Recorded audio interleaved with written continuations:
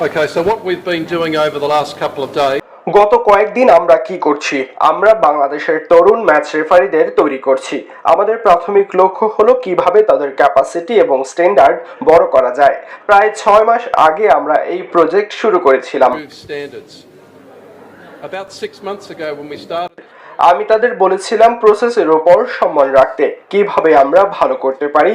আজকেও আরো একটি ধাপ শেষ হলো নতুনদের খুঁজে উন্নতি করা। Today is another step forward in that process towards.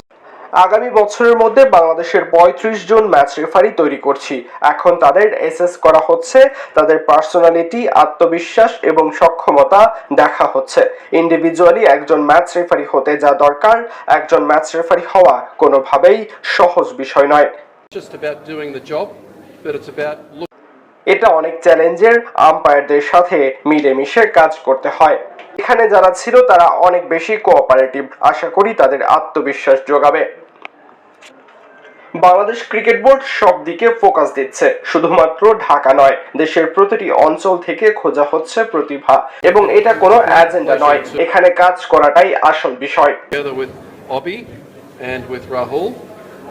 হ্যাঁ, অবশ্যই ভালো লাগছে। বাংলাদেশ দারুণ জায়গা, এখন ট্রাফিকও কম, এখানের ক্রিকেট উন্মাদনা অনেক বেশি।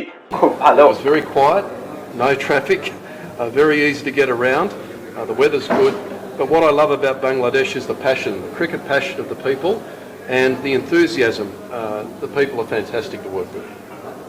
Good bala.